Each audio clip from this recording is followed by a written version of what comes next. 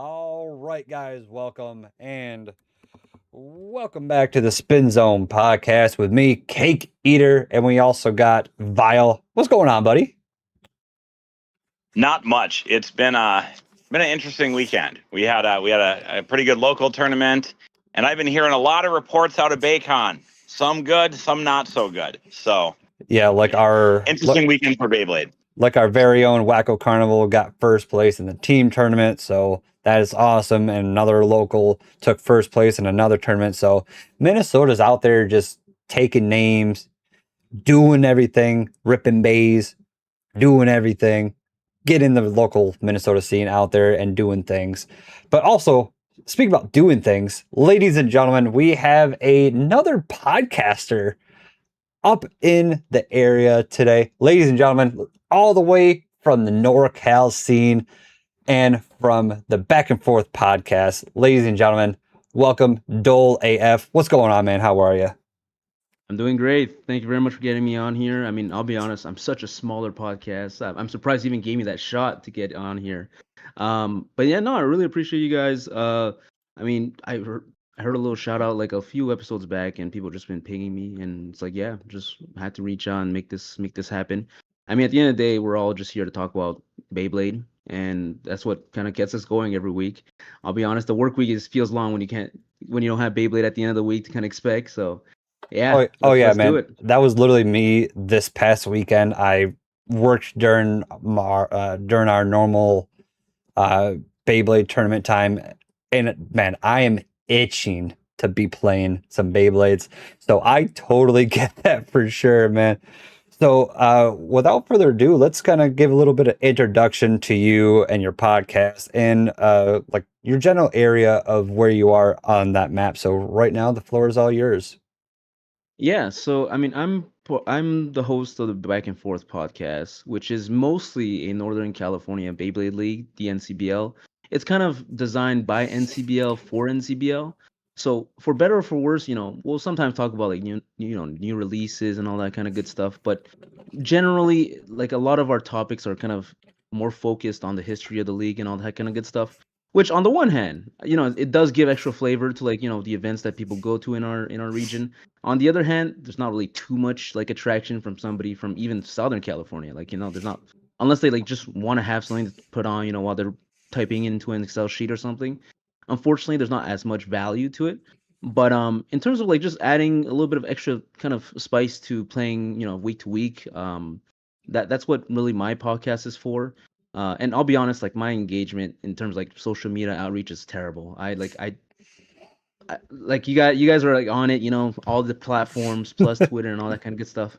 I'm like at everybody on Discord, call it a day. Like if who's there, whoever's there and wants to listen, go for it. True. But so yeah, like it's hard. I mean, this especially as smaller creators, it is kind of hard to kind of get your name out there. It is. And I'm not doing a good job to do it. Yeah. I mean, just being and social media a long time with a full-time job, social media and doing any sort of content creation is just a full-time job in itself. Like like you said, it is difficult just to kind of help get your numbers up. So you basically just got to do what you got to do. So I get that, buddy. I get that.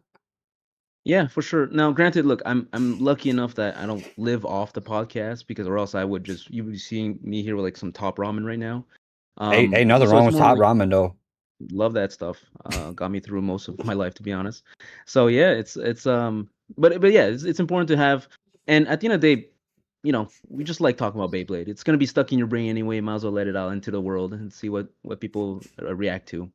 But apart from that, as just like this small time kind of podcast kind of creator, I do also run tournaments for the NCBL. So as far as like the NCBL kind of covers roughly from like Santa Rosa all the way down to like right before San Jose, and then or as far as Sacramento.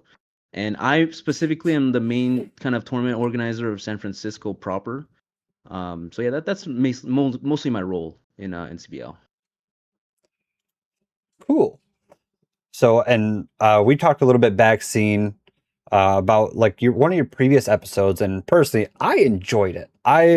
it was and all of us have some kind of judge story, if it's involving you as a judge, if it's involving like a judge issue that you had. So we've all been there, so I definitely related to that previous episode. um Kind of what was your idea regarding that whole episode? Yeah, so for a little bit extra context, I made a recent episode called Confessions from a Judge. And I mean, like, for a lot of us, especially if you are a tournament organizer or a longtime player, even some of us have dabbled into like the judge role. And, sometimes just to get the tournament moving, you just need a judge, right? And even if you don't really want to, but if you're qualified to be a judge, you kind of jump in there and judge.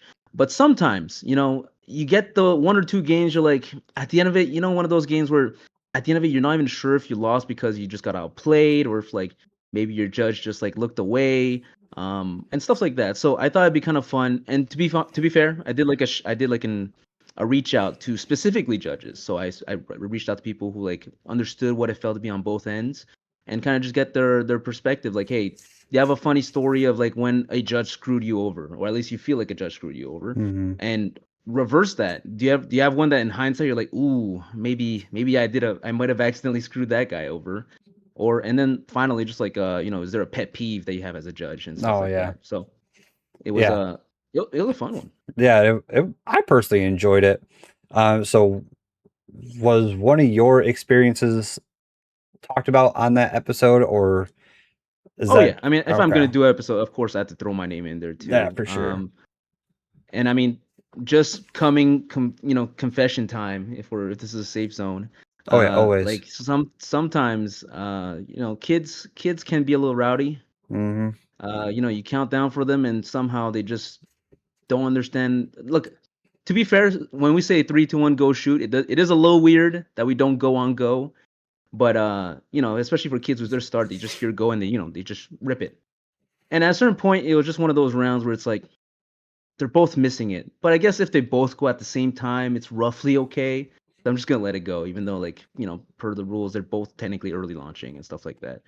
Um, and I don't know if you guys remember, but there was a little while back, and this was maybe half a year ago or a little bit more than that, where WBO was like playing around with like how deep into the stadium you could launch and how Hmm. like high from the stadium you launch. That like first weekend was just so bad in terms of like air contact and like how low and how deep. There was a certain point in that very specific weekend where that tournament just had a lot of issues, and unfortunately, just to keep it going, we just kind of let it happen, I guess. Oh yeah. Well, like you said over in your episode, I can actually agree. Like having at least two kids on your stadium, that is difficult all in itself. But if they both shoot at the same time, or even two adults, if they shoot early, if they shoot late, but they both shoot at the same time, I'm not wasting any more time. Just Yeah, go. and at a certain point, it's like the rule of cool kind of takes over. If both kids enjoying themselves, it's like Hmm. it's like let's just play it out. Especially if it's like unfortunately, maybe it's a wrong way to think about it. If it is like a bottom table kind of match, if it's like 0-4, 0-5s playing against each other, they're just happy to be able to play. Maybe us interrupting is actually kind of annoying them. So Yeah. let them have their fun. Yeah, for sure. Because a lot of communities, and I can speak for like the South Dakota scene that we go to every once in a while. Their big audience are kids, so we can totally agree on that. We don't have a lot of kids over in our scene, but from what I've seen over in like the South Dakota scene, they're mostly kids, and they're all just so excited just to have something to go to, just have some fun, hang out with some people, maybe meet some new friends, and who knows what can kind of go from there for sure. Oh yeah, and if you ever do have kids kind of playing, you'll kind of see the kids kind of just slowly start grouping together. They become friends really quick. And to them, like realistically, like is there that much of a difference playing on a drop attack than playing on like a Hasbro Extreme? Like not really, as long as they're both having fun. No, not Pretty really. much right. That's pretty much right. So let me ask you a little bit about your podcast. So you said it's mostly focused on the NorCal scene, and that sometimes you'll discuss new releases and the like. How many episodes in are y'all now on this? So actually, it's quite funny because I actually went and looked back at you guys' history, and I think like we actually are pretty close in terms of timelines. I think you guys might have like a month over me in terms of like longevity. Okay, Um, but you Okay. but you do weekly episodes. yeah, weekly. Oh, so Now so so so are you confirming? And I just want to make sure I understand this correctly. You do have more than 5 episodes. Is that correct? Oh my that God. is that is correct. That is Okay, correct. I was just curious. That's an interesting number that we've been talking about lately. So that's really Yeah. cool to hear. Um, Is that when now, podcasts usually go to die? Episode 5. No. actually not. That's where they go to win podcast of the year, apparently. But see, I talk shit. That's kind of my Oh yeah, thing. 100%. So I guess then, so you've been going for, I mean, probably about a year then, almost at this point, yeah. Yeah, I think actually July to August. Now that we're in August, I'm like 13th month. Oh, see, so you're balling. That's you might. I don't know. I feel like you're. Did we really start in July, Cake, or I don't know if I believe that. I feel like he might be ahead of us. He might be like 1 month ahead of us. I don't remember the exact. It's one or the other. We're Yeah. within that same range. I think it was Yeah, like yeah. because I remember with your first episode, you guys like I'm hyped for Samurai Saber. No, Samurai Caliber release. I'm like, oh, okay, that kind of pinpoints it in my mind. So it's like that's roughly when the Shark Scale set came out. And for all of us, that Shark Scale set was like a landmark kind of event, right? Yeah, So yeah, a our landmark where if you didn't order one, you were kicking yourself. yeah. So I just looked on Spotify. Our first episode is August 17th. Literally next week is our 1 year anniversary. Oh, congrats, man. Ooh. Yeah, it's been a lot of ups and lots of downs, but so yeah, we are roughly around the same area for sure. Yeah, and granted, mine is typically like a solo adventure. I don't need to wait for too many people. Like, there's some episodes. I'll be honest, they're kind of like throwaway episodes. It's like, hey, this was what happened this week, and that's about it. And it's like, Mm-hmm. me jumping in and out. And there's probably a week or two where I was just too sick, or a cold hit me and I might have missed. But yeah, generally it's been roughly a week an episode. So yeah, I'm pretty happy about that. I mean, that's sick. Consistency is one of the biggest things. I mean, in podcasting, content creation. I mean, even going to tournaments. Like a lot of people struggle with consistency. So if you're able to get that down, you're going to be set. So that's really cool. Now, I had a question here. Now, do you ever get down to the more SoCal area, or do you ever have SoCal players come up to you Oh, guys at all, okay. or how does that kind of work? So I wonder what question you're Yeah, going off of. that's a good question, and I think it's worth talking about because when you think about it, we're all California, but the kind of the distance between where you actually start seeing the NorCal kind of tournaments to where you get to the SoCal tournaments, it is roughly a 6-hour drive, one way. So the Oof. true answer is no, not really. However, every so often we do have somebody who does come up. I remember Yoel, which shout out to Yoel. He was kind of a nurse. He's a traveling nurse, so he was just like 6 months at a time. He's in one side or the other side, and he came up and stayed for like half a year. And we do get SoCal players, or vice versa. If there's like a college student who wants to go down to a SoCal school, they might stay there for like a semester. So the realistically not that many, no. Okay. Now the root of that question, what was actually being asked was, have you ever beat Jacob Palm? That's what was actually asked. So I have not, no. When Have we you went played to AX last Psychopalm? year, we were in the same tournament. Unfortunately, we didn't match up. Okay. I was probably 0-5. He was probably 5-0 or something like that, or just never met Oh up. my God. All jokes aside, it just didn't work out. I think it was last year when we're talking about the AX regional qualifier. I don't know how much of that you remember, but the day of the event was just so interestingly run that let's just say most people that went didn't get to play. So pretty quickly they kind of the local guys kind of said, hey, we got like a lot of people coming from everywhere, let's do like one large tournament. So there was like this side event, unranked, kind of just like people from everywhere. Like I met people in New York and stuff like that, and we played like I think it was like 45 maybe 50 people. So we were both in that tournament. Unfortunately, we just never matched up. I did judge one of his games. That's about as close of a contact I've had in a Beyblade setting. Okay, that's pretty cool. Do you have a So judge? the real catch here is I've never lost to Jacob Palm. See, there you go. That's the a good takeaway. flex. That is a good flex Yeah. right there. Yeah. Do you have It is. Do you have a good judge story involving his match? No, it was a really fun match. Like Okay. it was a close match. It came down to so the thing is in our league over in Northern California, we play first to 4 best of 3. And Always? in their league, Like even right at yes. the start of Swiss? Correct. We play that the entire way through, and I'm happy to kind of talk about Wow. that as we dive deeper into it. But over in SoCal, they actually play first to 5 best of 1. So it was actually a 4 to 5 kind of match. So technically, if one of the player that was also from Northern California, they both played each other, and if they had played under NorCal rules, Jacob Palm would have won, but under SoCal rules, my guy won. So that was kind of interesting. Wow. So it's fun how like little kind of format things can kind of cause a little difference there. Yeah, I mean that makes sense. I mean every region plays a little different, and that's kind of what I've come to find out through the podcast and interaction with like different WBO staff members. You start to realize that we're all playing Beyblade.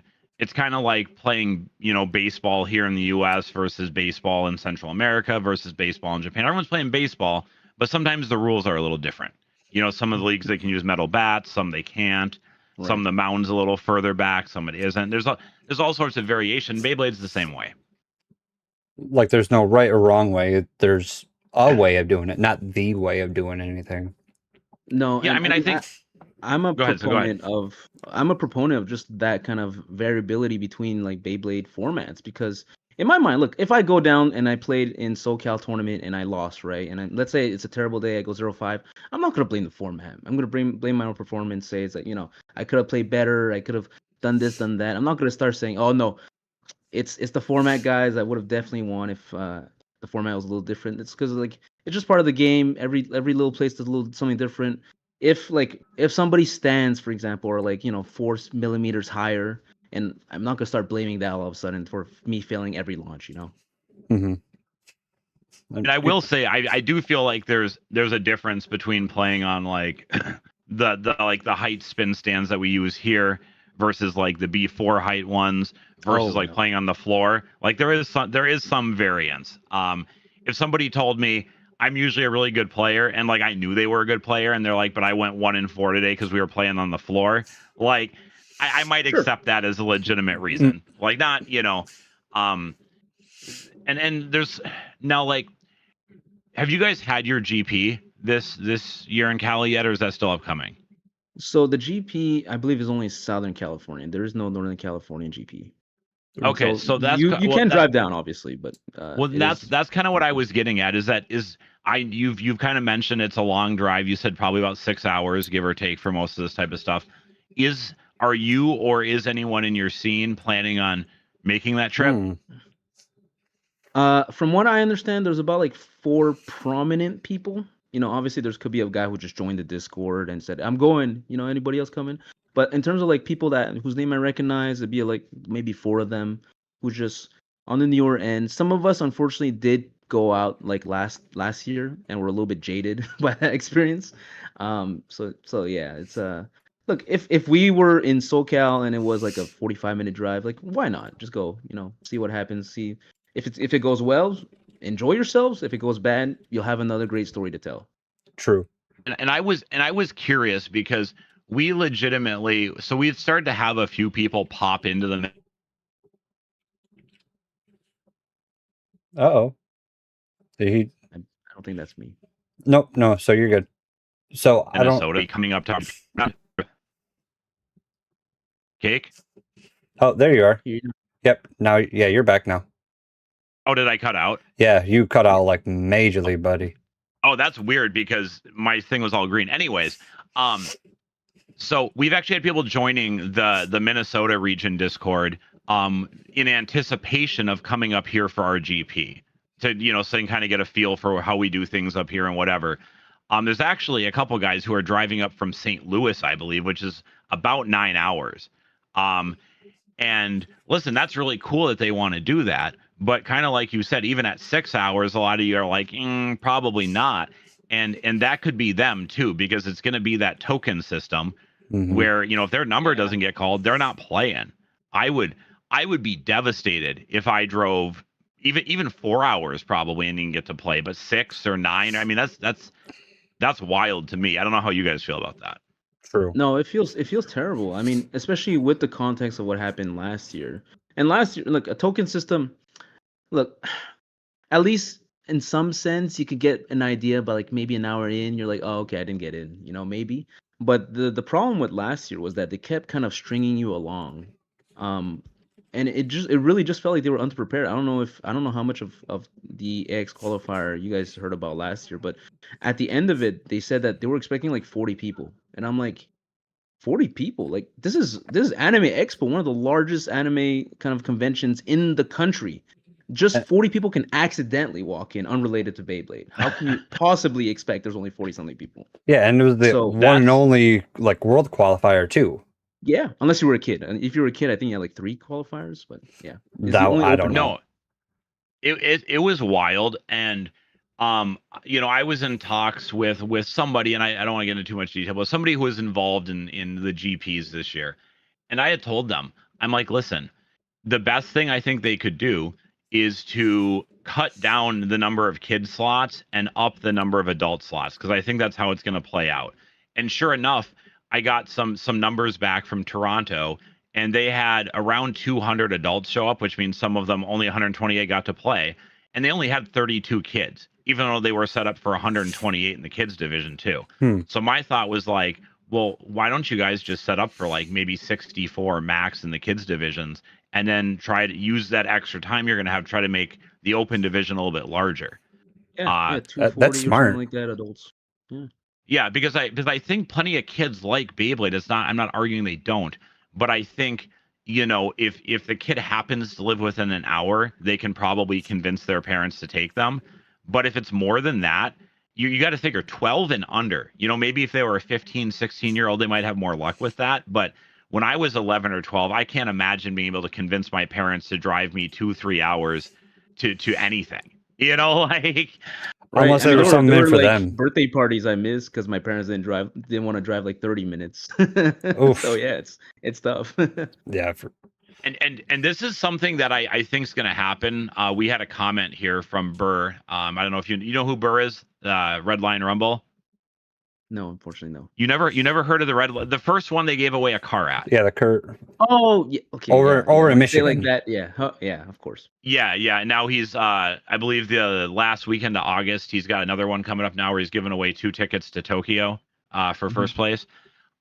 He comments that a buddy of his actually took a plane from North Carolina to New York, and his number didn't get called, so he paid someone for their spot. So You know, this is something that's going to happen, and I speculated this when we were told about the token system. I'm like, I promise you, some of these guys are going to bring like their girlfriend, a few buddies, and they're all going to get a token with the yeah. intent to get the player that actually has a chance to be able to play. And I mean that just proves that people are buying tokens off each other. Like And that's wild. and there's no rule against that, is there, File? Well, listen, I'm assuming that they would DQ you if they found out, but of course, no one's going to advertise it, right? No Oh one's going to no. be like, No. Hey, "Oh I got a yeah, token. Token right here. yeah, Tokens, token right here, tokens. $50. Who's got me? Who's got me?" Like, 50. Man, I don't know. I think we no. go for more. I, 50? I mean, yeah. listen, as a listen, I'm not advocating for the buying or selling of tokens. With that being said, I am very local to Mall of America, and if I got a token, I'm not gonna lie, I'm not gonna win a 128 player single elimination event on the floor in the Right. Hasbro What's your Stadium. That price, yeah, like probably between 50 and 100 somewhere would be, like if someone like had that cash in hand, I'm probably taking that. I'm probably just gonna hang out with my buddies and cheer them on. Yeah. Yeah, Bert says But over 200. oh wow. He did say shh, and then you said it live, King. I'm done. Right. He put a shh after that. Oh, my bad, Bert. That's my bad. No, but that's wild. But listen, somebody offered me 2. I'm 100% selling it for that. Oh Like yeah, dude. no It no pays question. it pays for gas on the way back. You know, a Yeah. nice night at a hotel. I can get Yeah, one me Glory up. Valkyrie for that. Oh my god, they're not that much cake. Not yet. Okay, so speaking of Glory Valkyries, and not so much on Glory Valkyries, let me ask you something, because there's been a lot of mixed opinions on this. Have you seen the Mall of Toys drop for the Hell's Nether deck set? Are you I familiar have with the with the controversy? deck box. Yep, yeah. Tell me your thoughts and feelings on that, and maybe also kind of feedback you've heard from your community about it. I mean, look, the general feedback has been mostly like, we know what you're doing. Like, let's be honest, we know what you're doing. We Look, all do. I think every shop and every business has like a good faith kind of that you can spend with like your consumers, and I think they're going to be spending a little bit of like that good faith on this. Like, I think they'll get away with it this time. If once the next release, like let's say they did an Evangelion kind of deck case with that Evangelion deck set, I think that would kind of really start rubbing people the wrong way. But there's already a I'll deck just say box with this. that. I know, right? But they'll Make it throw in a second deck box. make it more prettier. Yeah. My realistic take is that like you'll get away with this time. But They've done it let's try twice not to do it.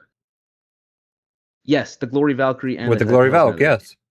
But it came out at roughly the same time, so like I kind of Yeah. lump it together. Oh, okay, gotcha. Yeah, the other thing to mention, Cake, is the initial drop and the second drop of Glory Valkyrie did not have the deck box tied to it. That was something they added later.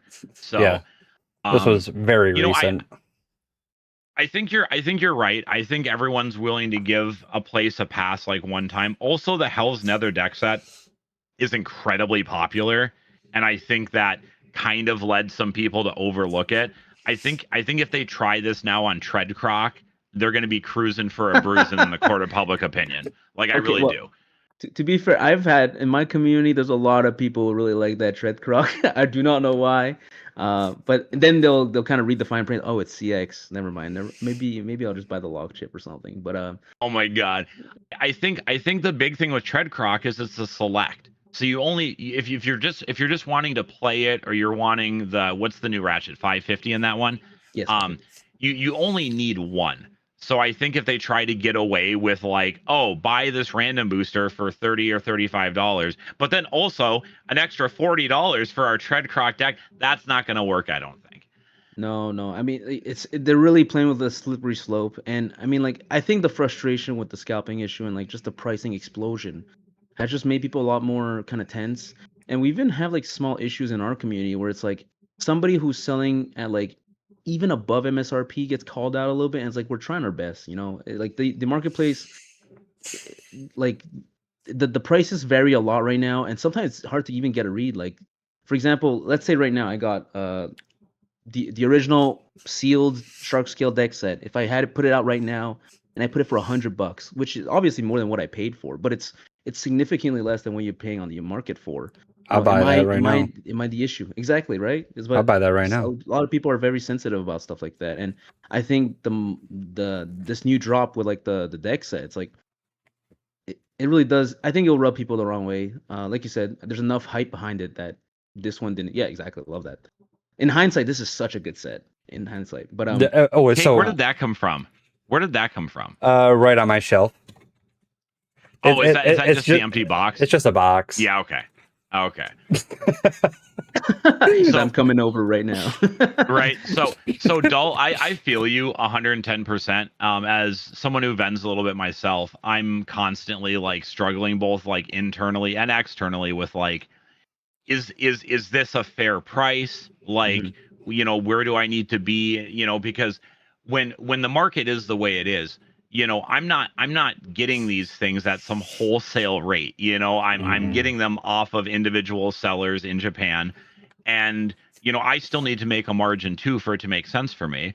And sometimes I literally just have to tell people like, no, I'm not bringing that in, because the price I would have to charge you would be unhappy with. So rather than create that commotion, I just choose not to.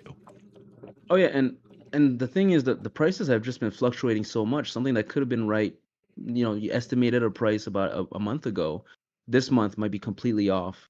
and it's just a hard conversation to have, and it's kind of making it difficult because there was some time, I want to say maybe at the beginning of this year, like the very January, February, where I felt like we were at like almost like the perfect spot, you know. The prices felt kind of roughly fair. You know, when AP first came out, it went as low as the red AP, sorry. When the red AP first came out, it went as low as like 55 on eBay. And I mean, we all seen how much that price has exploded. But like we were at a very sweet spot for like that golden era of like kind of Beyblade. And unfortunately, we just passed that right now. And a lot of times I've tried to kind of provide for the community. For example, the nice way to say is I have a slightly larger cash reserve than some other people, so I can kind of buy a bulk, right? I could buy, for example, when the White Kobold Dragoons came out, I bought like half a dozen of them, or I bought a dozen of them, and then I sold them each for like $60. And I was only able to obtain that price because I did deposit like $600 down, right? And kind of share the wealth in that sense of the word. But it's very hard right now. It's even the best deals right now, you're paying like, you know, just barely under market, and it almost makes it not worth it. if at all. Yeah, it's been tough. A lot of my stuff lately, I've just been buying like collections off eBay and stuff when somebody like puts up a collection and prices it too low because they're not familiar with where the market is right now. That or the classic quitting sale. Well, that, I mean, I think that's what it is, to be honest with you. I think it's people quitting and they're just like, I just kind of be happy with this amount. They don't really think about what they may have or don't have or whatever. So True. It's a wild time. Now I do think it's a little better now than it was 3 months ago. It's getting better. I agree. When I look at Mercari JP or J Direct Items Flea Market, the prices are lower than they were 3 months ago, but like it's still not great, if that makes sense. I can agree with that. Having seen the trends recently in prices, I think you're generally right. That said, we've also had like the last 3 months didn't have any like significant releases, I'll say, until like, I mean, we saw immediately with Glory Valkyrie, which just shot back up, you know, with the pricing. So, but before Glory Valkyrie, like the releases were kind of boring, if I'm being honest. Like that new, when they first revealed the new CXs, like Ragnarage is fun. The other two, I've never seen anybody use them, to be honest. So I don't know. Yeah, Night Shield and Night Fortress and Night Fortress. the See, it's just easily forgettable. yeah, exactly. They're not hype releases. You know, Dran Strike had some hype, but I think we were still on the cusp of where things went downhill. Well, now, Yeah. okay, now that Grand Strike is actually coming out to the wild. Now, if you can luckily find them, one of our very own from our scene was able to find some over in her area and just picks them up for people that are less fortunate to get one. So that actually kind of strikes a question: how are products over in your guys' area, like a Target, a Walmart, or something else like that? How easy is it to get products? Or do you guys have a special store that actually has like TT products or even Hasbro products? So we used to have a store that had like some TT kind of distribution. Unfortunately, even they dried up because of that competition from overseas. Because look, if we think about it, for somebody in the US to have TT distribution, they have to first go through all of Asia before they get to us, right? So before, you know, if it comes out in Japan, obviously the Japanese shops get first dibs. And it's like, you know, the Asian shops, whether it be, you know, Taiwan or I don't think Korea is really a thing anymore. You know, Philippines, they kind of carve out. So, you know, we're like trickle down economics the way that it's kind of designed, where we get like the last final drops. And unfortunately, once that scalping issue really started becoming a thing, even they dried up. Like they tried their best, and unfortunately, they just didn't get any release. Like before that happened, they got Ragnarage on release, they got Bullet Griffin on release, they got Dran Strike on release. So this is recent. Period. Yeah, so like then the last few months, like they tried their best. You can't really blame them either. But like unless they were literally gonna sell you at double MSRP, then it's like they couldn't conscious do that. So and then in terms of like just standard Hasbro stuff, like yeah, it's kind of luck of the draw. There's a lot of Targets and a lot of like Walmarts out here, so you could definitely walk into one and get lucky. But unfortunately, there's also a lot of players here. So and the thing is, like, I like to give people the benefit of the doubt. You know, when somebody comes in and they swoop, you know, a lot of their stuff, I have to hope that they're buying it for their friends and family. You know, um, for example, if there was like, you know, a whole, let's just say it's just a restock, you know, 5 or 6 Dran Strikes in the thing, and they buy all 6. I can only really hope that they're kind of playing with their friends, you know, and maybe one of their friends didn't have a Dran Strike, so you kind of give it to them. Um, but I really don't want to have to think that it is a scalping issue, but I guess we have to also assume that it could have been. Yeah, at this point, you don't really know at the end of the day. No, it's tough to know, and you know, it's one of those things where like if a player like listen, I you know, I don't necessarily like the idea of someone scalping on some like grand scale. You know, they're going to every single target in town buying every single Dran Strike. But if a player told me, yeah, I bought a Dran Strike for myself and I bought 5 more to flip on eBay so I can afford a Glory Valkyrie and a couple of the new random boosters because they're priced at, like, I'm not saying it's great, but like, can I like throw an egg at them over that? Or like, you know, are they just trying to make their finances work in a complicated market, you know? I mean, Right, and like even if they weren't trying to scalp, right? Like eBay takes a cut, obviously, so you're never going to be able to sell MSRP. Like let's say I bought it for 25, I have to at least sell it for like 30. I want to say like 38 if you include shipping to make it even worth Yeah. it. And at that point, it's like when somebody looks it up online, it'll look like you essentially doubled the price, but like realistically, you might have just made like $3 over it. Yeah. eBay, they call it fee-bay for a reason. yeah. They do charge a lot of fees. Now we have a bunch of questions. We got I a think bunch. like, okay. So the first question I remember seeing was, "What is your favorite Beyblade?" My favorite Beyblade. So that has changed for a while. When it first came out, for the longest time, it was Nightmail. But Nightmail, I mean, before it came to Hasbro, was such a costly bait to kind of have to get right off that deck set. So after a while, you know, after not being able to really make Nightmail work, and I'll be honest, I'm not the greatest blader, so unfortunately, trying to make Nightmail work is harder than some other bays. This season particularly, I've really been enjoying Blast. Like Blast has just kind of reopened up a new avenue for me. I've been playing Blast like a ton this season, so I think Blast would be my answer. Okay. Now, do you prefer a more attack or stamina focused play style? I'm not even going to put defense in there because nobody plays defense.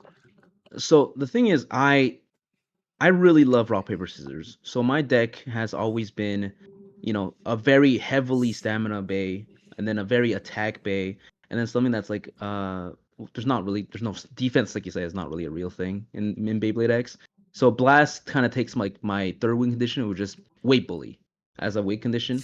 So in most matchups, I'll be honest, I'm not the best blader. So what I have to heavily rely on is the shuffle. You know, when you shuffle your bays, if I can call out, you know, your Kobold Dragoon with my attack guy to kind of blow it up, then I could call out your stamina with my weight bully guy to kind of blow it up, and then I could call out your kind of like defense ish, and I could call out my full stamina and kind of outspin it. That's how I usually play. So in that sense of the word, I play very balanced, but it's because I like playing like very extreme of all three. Okay. Now, there's kind of a variation on the first question I just asked you here shortly ago when I asked you what's your favorite bay, and you kind of, you know, you answered Blast, but from purely a visual perspective, like a style perspective, what is your favorite bay? Performance totally notwithstanding. Performance notwithstanding, Scorpio Spear. I love the way Scorpio Spear is designed. That log ship is fantastic, and I'm not even like one of those insect guys, you know, the guys who keep a scorpion as a pet. But I just think like, wow, it's so clean. The 2 colors, and when I first saw that pink Scorpio Spear, I thought this thing is no. I had a full one. I had a full like 180. It was like it's so ugly, but then like something switched in my mind. I'm like, it's so ugly, it's kind of pretty. Dude, it's so pretty. Yeah, it's got like a 1980s like bowling alley sort of vibe. Like, yeah. Like, I don't know. It's neat. It's cool. Actually, the way they did the metal coating on that one, it's a little different than some of the other ones. It's kind of not such a matte. Yeah. I at first I didn't like it, but then again, like it started growing on me. Now we have so many questions here. So many. So what do you So one of our viewers wants to know, do you think that UX Infinity is the sole future of the UX line, or do you think we'll still see some standard UX releases?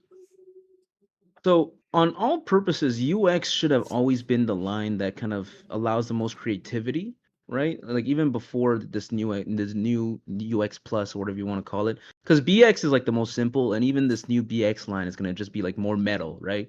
Like Dran Strike for all intents and purposes is just Dran Dagger with more metal. So I in terms of like I don't think this UX kind of ratchetless kind of future. I long story short, I don't think the future of UX is ratchetless. I do think that we'll have eventually some more UX based that will have the ratchet again. Um, like largely speaking, just as like a toy company, it makes no sense to release this many ratchets and then eventually create a line that just doesn't use ratchets, right? That's fair. Okay. Okay. Now, I mean that's actually a pretty good perspective. I like UX Infinity, and I hope we continue to see some of them. I kind of agree with you. I hope the entire UX line isn't only Infinity. That would be kind of sad. Yeah, I mean, for what it's worth, I do think they've released bangers. You know, Bullet Griffin, fantastic release.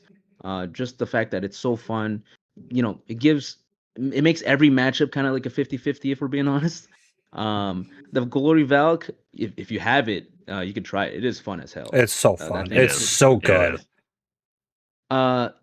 Even that new Sneak Attack Stadium, that's a like 1-on-2. I really like Shinobi Cutter as Oh. like a kind of like almost there.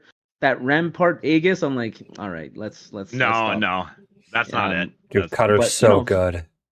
For a new kind of line with like 4 out of 5 bangers, can't argue too much. I mean, C's Now, get degrees, speaking- dude. Oh my God. Speaking of the Sneak Attack Stadium, there's been a rumor lately. It might be more than a rumor because there was a screenshot taken. They are claiming that the Hasbro release of the Infinity Stadium is coming, and that it's going to have Cutter Shinobi and Rampart Aegis with it. But they are going to have different bits. What do you think about that? Because I have an opinion, but I want you to state yours first. Okay, Infinity the thing is, Stadium? I've already mentally prepared for this to happen. I'm just hoping they give you a different color. Like, please give it a different color because I thought this was such an impossible thing until I saw. Did you guys see that like new Hasbro release where it's like, bottom of the barrel like Weiss Tiger, Unicorn Sting. Oh yeah, that new. It's like deck set. Hasbro worst hits in one. It's like the worst hits. Hey, there's a Silver Wolf in there. There's Come on Silver now. Wolf. That's true. That's true. Are you gonna buy it for the Silver Wolf? No, Unless it's guaranteed A8 mold, I don't think anybody's buying that. Yeah, I mean the Silver Wolf is kind of like the lone shining star. Oh, I guess I think doesn't it have the B in there? Hasbro Rumble. Yeah, I'm trying to pull it up right now. Is the B not in there? I don't. Fort Hornet. Yes, Fort Hornet. Oh, yes, Fort Hornet is I in thought there. you meant There's like a ball. 760 in there. Yeah. So Yeah, that 760 is pretty good. Oh yeah. I So swear by Geel it. Shark, but it's not. It's Wise what do you Tiger, say, Keel. Keel Yeah. Shark. Yeah, Keel Shark, Wise Tiger, Weagle Cut the tape, Kraken, Cut the tape. Hornet, Leon Crest, and Silver Wolf. Dude, I can't even Wait, give there's this no a there's no kid, Wiggle man. Kraken. Yeah, that was the third one. Oh yeah. Wiggle. Oh, see, And yeah, you can get it it's yours Like right now for $75. it MSRP is at $45. Anyone who pays $75 for that Deserves to they get should. Amazon. Yeah, they should. But it was $45 on Amazon before. Why did it go up? I'm just looking at a picture. There's probably some like- guy who like a set week up like ago. an auto buy thing on every Beyblade product. And Oh, just, like, let me pull it scooped up right a now. few.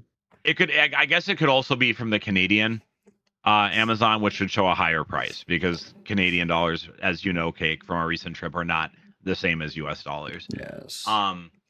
So some people wanted. So somebody wants to know, and this is an every episode question.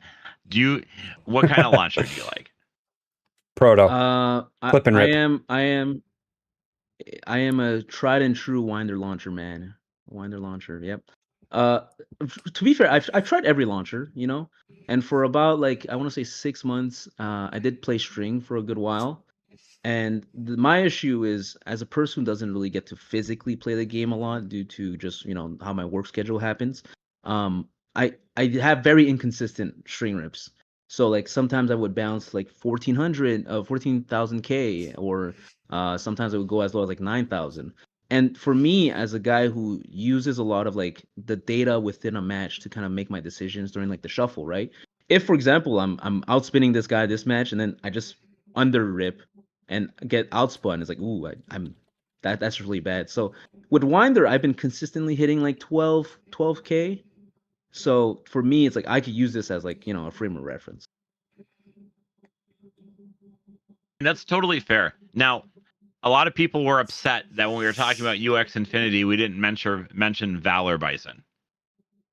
I'll be honest, I don't have Valor Bison. If we You can guys get have it, Valor Bison? I mean, we tried. We have one. Well, we did. We actually drove up to Canada shortly after it dropped, and we struck out. We did get some sneak attack saves a bit early, and that was cute or whatever. But yeah, we kind of struck out. Now we have had one person in Minnesota who's been able to get a hold of it from a buddy of theirs up in Canada. Does anyone in your scene at all have Valor Bison? Yes, I have seen one Valor Bison. They are kind of guarding it, like, say, closely, but they've also never played it. So I assume that during their testing, they found it was not worth too much, apart from like a surprise factor. From what I've heard, like the free ball, and as a free ball enjoyer, I heard that free ball is like actually really good, which is unfortunate Ooh. because it is a brown free ball, and I don't know who in God's name decided to make a brown free ball. I mean, it's a lot better than like the normal black or yellow or any of the other like standard colors that we get. So brown, I can appreciate some kind of different. I don't know, man, because when you get bursted, it just kind of lays there, and it's like your bait took a poop on your. I don't know, Yeah, I man. mean, it is like a poop brown. You're not wrong. Yeah. Now, I don't know. It's weird. Jonesy up in TikTok, he says brown free ball is peak. No, I heard it is good. But like I don't play for color, but like even I have my limits. I can't be. mhm. I can't just put on that clown makeup every day. Oh my God, that's so fair. Now I don't know if you saw the guy who won the most recent car tournament up in Canada. The first place player actually used Valor Bison. Oh, really? Okay. I must have missed that. Now again, I'm not sure if that was like an anti-meta like sleeper, Right. like no one's gonna expect this type of thing. But he also launched it extremely oddly. Like, trying to see if I have a launcher here so I can demonstrate real quick. He had it like up, and it was really, really awkward. Like he had his launcher up like this. Like if you're trying to, like, if this is level, he had it up like this. And then he slams even it down. A little bit, but not crazy. Okay. But like the commentary, they kept saying, because I was watching, the guy was playing, I believe it was in the semifinals. He was playing against one of Jaxty's buddies. Jaxty's like a big Baytuber that does like tournament reports and stuff. One of his buddies was playing this guy in the semis, and Jaxty's like, oh, and he's holding that launcher to the sky. I mean, it was a pretty steep angle, like, it was one of the craziest launches I've ever seen. And I don't know if that was, and he wasn't doing it like that with his other bays. So it seemed to be unique to Valor Bison. So I'm not real sure why. I would have probably had to have been there and asked the guy, because I'm sure he had, a reasoning behind it, but it was very interesting to watch. I mean, Valor Bison's got those wheels, so maybe it's just like a monster truck strategy. You're just supposed to like crush down your opponents. Yeah. And I don't obviously, know, but like you said, it is Canada, right? They have had it for a while, so obviously they could have. yeah, done they've more had it testing. for at least a couple months. So Yeah. If you were able to get the Burr first is saying wave.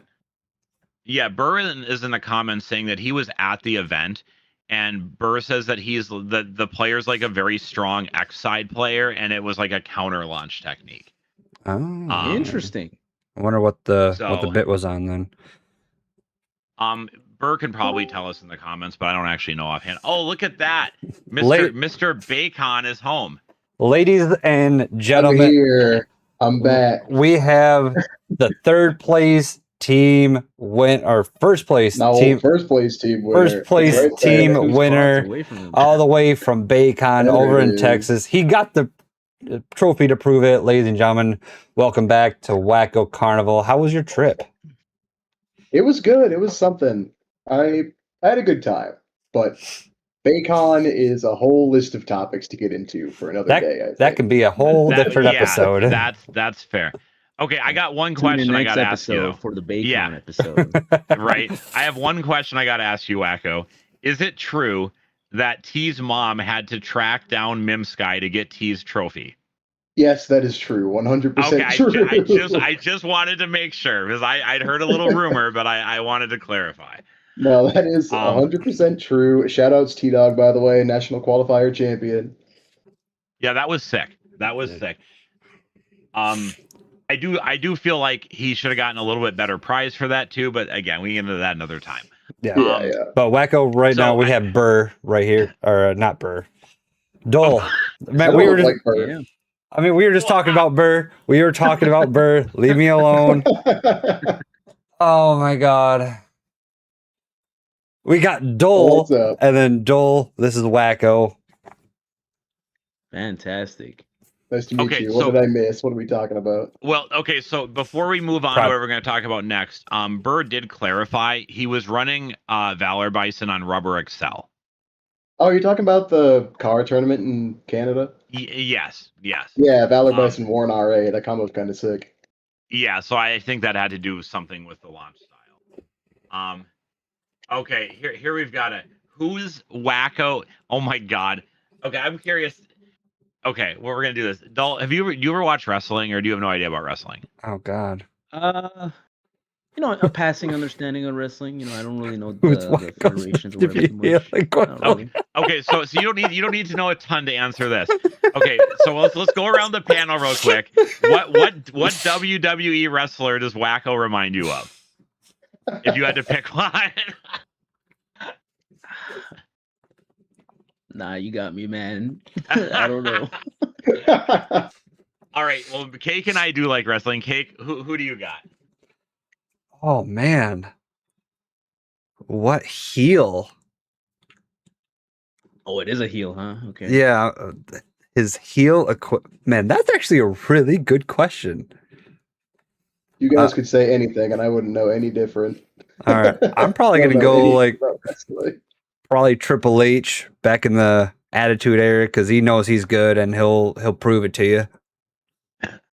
See, I all the heels I can think of are like too cocky. Because at first I wanted to say like the Miz, but Wacko's like very like not cocky, and Yeah, the he's Miz is very. I'm trying to think. It's probably a more serious heel. It's probably like Rusev. Like all strong. Rusev cares about is winning the match. Even when he was a heel, like he might have like cheated and stuff, but he was like very focused on winning and being dominant. And that's kind of what Wacko's like. He wasn't like showboaty and stuff. So I think Rusev is my answer. Wayward said Stone Cold with hair. I don't think Stone Cold was ever a heel. I don't know if that works. I mean, yeah, he was, but we can talk about that off screen. Okay, well, we're not talking about stunning Steve Austin in We're- WCW. we're not talking we're about not doing that. No, he had a little heel run. I don't believe you. I will So I will back to prove it. Beyblade. Back to Beyblade.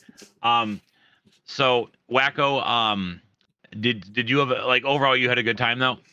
Yeah, I think so. Okay. Hey, you know what I see something's going on in your background there. What are we looking at? Your Which part of stadiums. it? Oh, right behind you. Yeah, there's Oh. something hanging up on the wall. Is it my stadium wall from Plain Egg Salad that I finally got to hang up? Hey, It was Yes, settling it is. during last episode, but now it's actually up there. Well, I love that it's there. It looks great. Okay, so there's a weird question here. So it says Dull Labs. I assume they meant to say Dull AF. Can you speak on the back and forth podcast? I'm not sure what that question means. Do you understand, Cake? I think he wants us to kind of talk about his podcast. That's at least to my understanding. I don't know. I mean, there's not really too much reason. I mean, I'm a small time creator compared to you guys.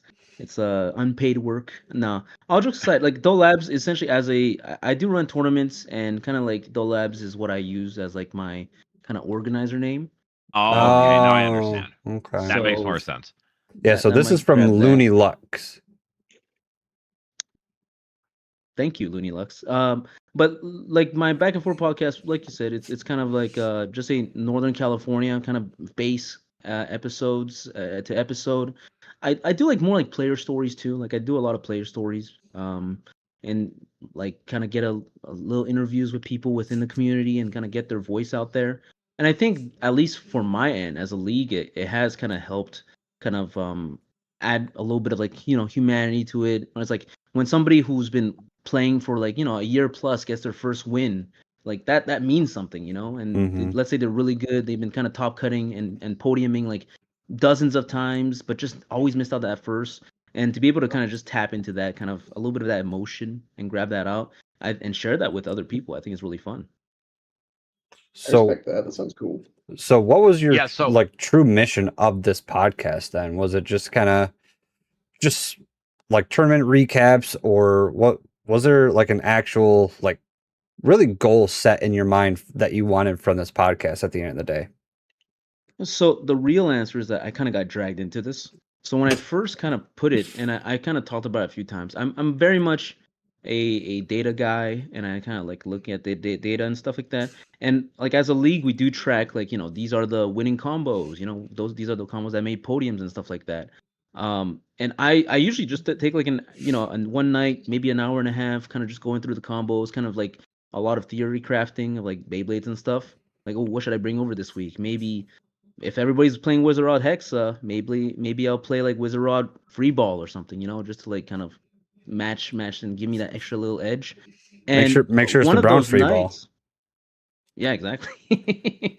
And one of those nights I was like, you know what? I'll turn on like an audio software and just like record my thoughts and just vocalized it. And somehow people just like ended up enjoying like that kind of weird episode of me talking to myself for like 45 minutes. And immediately my DM just blew up. He's like, when can I get on the podcast? I was like, this was not supposed to be a podcast. And then it just kept happening. I like within the first kind of 48 hours, I got like roughly like 6 months worth of kind of interviews lined up. I didn't do an interview every week for 6 months, but kind of like interlaced them within like other episodes. So I kind of figured itself out, and it never really hit me until like one of these episodes. People I've never met just came up to me and like, hey, love listening to the podcast. And that's always a great feeling, right? Like regardless of how big or how small of a creator you are, the fact that somebody took 2 hours of their day or like an hour of their day to kind of put you on, especially like you find people who repeat listen like the same episode or something, and it's like, wow, that the fact that you chose my thing that I kind of put out there to kind of listen to on the drive to work made your day like maybe 8% less shitty. And it's like, yeah, that to be able to do that for somebody is really nice. So it's just been kind of ongoing because of that. Yeah, because they could have been doing something completely different, listening to something completely different. Could be listening to the Spin Zone podcast instead of the back and forth, but right, or the relaunch podcast or something. And wow, that's a good clap back. Wow. Well, that is the end of the episode, guys. Good night, everybody. The episode. Oh man, hey, yeah, that was a good hit. I appreciate that. You're a good sport about it. Oh yeah. I mean, for what it's worth, like just the fact that people are willing to sit down and listen. And look, we do this, let's be honest, not out of the money, just out of like the passion, and to be able to kind of like get some feedback back is just kind of rewarding in some sense of the word. Oh, for sure. So Wayward had actually a really good question, but I can't pull that up. Could you pull that up, Vile? It was like, is it okay? I think I know which one you're talking about. So Wayward's question for you is, how did you find a Beyblade, and what would be a great story for the viewers to hear to get to know kind of like how you started? Oh, that's what it is. So I did first get into Beyblade back in the Plastic Gen era.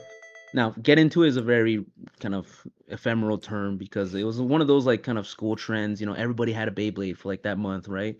So you're a loser if you actually didn't have a Beyblade in elementary school. So obviously, I used up one of my birthday presents on a Dragoon.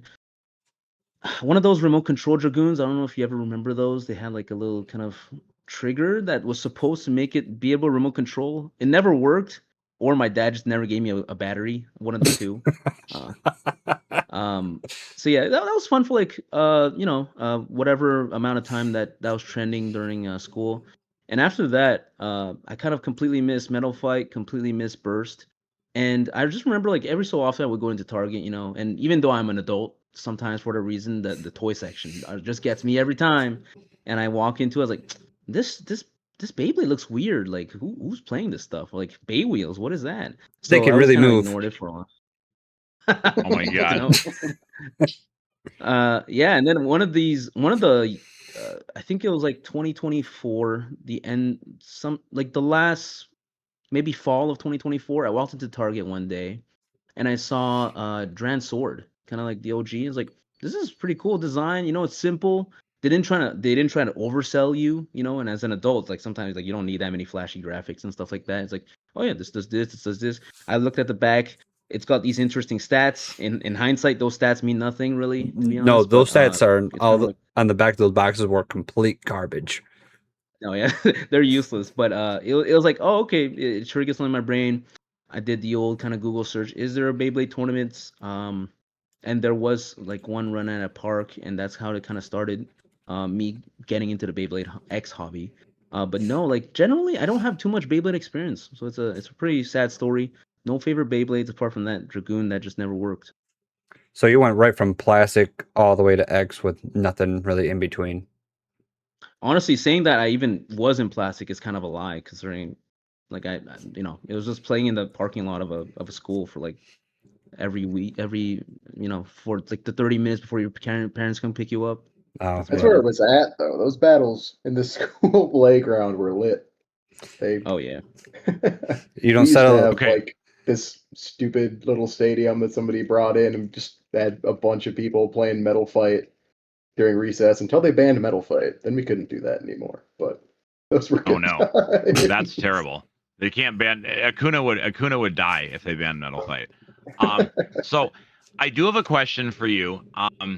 And I I don't believe. I know this viewer is kind of from the NorCal area. Now I think their locals is not in like the NorCal league, but they're Okay. they still play in that area. Um and he was asking, he had heard a rumor that you are moving away and will be handing the podcast off to someone else. Is that true, or is that something is that just a rumor? No, yeah, it is true. It is true. It's not quite immediate. But there's a lead time. So, long story short, my job wants me to go somewhere, and unfortunately, I need to go somewhere. So I'll be kind of slowly exiting out of NorCal as a whole. Um, with that said, like the podcast, at least for a little bit, will still be run by me. But like I said, the original ethos of the podcast was always supposed to be by NorCal for NorCal, so it wouldn't really make so much sense. And I could bullshit my way into like a handful of episodes, but at the end of the day, I think the fact that we so heavily kind of relied on these like player stories, I have to like be intellectually honest. I can't just like make up stories. I want to like talk to people, kind of Yeah. like, and let's say again, that person who just finally, after months of work, finally wins their first tournament. I want to be able to see it happen and be able to talk to them about it. I don't want to just kind of like, I like a scorecard, just go like, oh yeah, okay, and this guy won a tournament. I hope you guys enjoyed that. Yeah, like, Yeah. so strictly speaking, yes. As a whole, uh, we are sunsetting this chapter of the Back and Forth podcast sooner or later. But the next chapter I think is exciting as well. And I have been in talks with a few people about it. Yeah, about to ask, do you have someone in mind that will be taking over for the show? I do not have a singular person in mind, and I'll leave it at that. Okay. I think Oh, well, singular. the product as a whole will evolve. Very cool. Yeah, and I dig that for you. Like, I listen to your podcast almost every episode, and like you got a lot You of say good. that about all your podcast guests. Oh my God. We don't have that many No, you're- podcast guests that have their own podcast. So Nope. So, yeah, like you got really good episodes. Like we said earlier in the episode, like you just had one about judges and all the good stories involving that. You just had another good episode involving like CXs and everything. Your thoughts on all of those, and then just all your interviews with all the winners and everything else part of the community. So I think the Back and Forth podcast is actually a really good platform just to kind of bring NorCal a little bit closer together. So I kind of dig it. Yeah, yeah, for sure. And that's always been the goal. Like at the end of the day, um, like even within our league as a whole, with like the NorCal Beyblade League, like to go from the furthest region to the like other furthest region, it is like a 2.5 hour drive. So it's a significant drive if you really want to kind of travel for it. And people have done that travel even this weekend. So sometimes obviously they can't make it out every week. So when the fact that we're able to connect these two parts of the league and kind of talk about them as if like we're a whole entity makes it very exciting. And like especially if somebody like is traveling for like a weekend, and they want to just remain tapped in. It's like, oh, how my friends do, or how my teammates do. The fact that sometimes I shout them out or something like that kind of just helps them. Oh, that was cool. I didn't know and they might just DM, because sometimes some people are a little low key about like their success, like they're kind of embarrassed, like, oh, like for a lot of people, especially like if you podium like a 64 person tournament, that's a big achievement, like for all intents and purposes, right? But, like some people's like, oh, I didn't win it, I don't want to talk about it or something like that. It's like, no, that's something worth celebrating. Yeah, for sure. So when it comes to like your tournaments and everything, like whereabouts do you have your tournaments at, and kind of talk about like what format do you get, at least your tournament, do you guys actually use in your league, and like Yeah, pointing. so to be able to talk about this, like I kind of need to quickly explain like what the Northern California Beyblade League looks like. So our league spans pretty wide. Like even though we're not kind of city centric. Like I know, for example, Texas. Like you could say the Texas scene, but realistically, it is like Dallas has a scene, Houston has a scene, and they're kind of individual. Mhm. At least in Northern California, we have we have very few leagues that are very region specific. We're kind of like 6 regions merged into one. Realistically, we could break it up, but I think just throughout the time and throughout the history of the league, we kind of just enjoyed the fact that we're all kind of together. So, for example, I run most of the tournaments in San Francisco proper, like the city of San Francisco. But I have people who are still within the same league who run in Sacramento, which is like an hour and a half drive from me. There's also like people who run tournaments in Santa Rosa, which is like north of me, which is another hour and a half. And some people who like almost reach San Jose, which is another hour and a half from under me. So like the league is the region that we cover is pretty big. What kind of unifies us is we do have like a standardized rule set in terms of like how we play Beyblade. So, for example, it's always wherever you are, whether you're in San Francisco or Sacramento, if you're going to an NCBL tournament, you are playing first to four, best of three, the entire way through, whether it be Swiss or Top Cut. And we have had occasions where we kind of try different formats, but I don't know if you guys remember deck format when that was a Oh my thing. god, Oh yeah, I remember that. I remember deck And format. that was highly unpopular, especially since leading up, deck is something that's almost exclusively played in Top Cut back in the day. Um, but one of the things that why nobody really liked it is because you're playing a weird like you're playing one format throughout at least 4 to 5 rounds of Swiss, and then for whatever reason when you go into Top Cut, it's a completely different format, so it feels like you're playing a different game. So off that logic, what we did, we just kind of standardized the entire play process. So the entire day you're going to be playing first to four, best of three, and whether or not you do well on the day, you're going to get at least your 5 games of Swiss of first to four, best of three. So in that sense, you'll get to play a lot of Beyblade. I know I've gone to a few other regions where they do play like first to five, best of one, and if you do really badly, like you could play like 5 games and go home. Yep. So when it comes to your points though, do you like have full KOs on? So if you don't make any sort of contact, you go into the extreme or the over pockets. Do you have full points on? Yeah, so we actually don't have own finish, I think is what you're kind of referring to. Like, Yep. when you kind of launch it in, goes into a pocket, goes to extreme. Like some regions do like they might not penalize you at all. Some regions penalize you like 1 point, right? We do full points. So There you if you go. do self extreme, you are self extreming. And to be fair, it is actually really funny when somebody self extremes and they even feel like it's that face palm moment kind of situation. And I think a lot of the time when you because like for example me and a few other guys went to like another kind of region kind of like talk to some other regions, and some regions don't do it. And like largely the main reason why people don't do it is they say, oh, how about the kids? How about the kids? They come and they self extreme, whatever, and they just feel bad.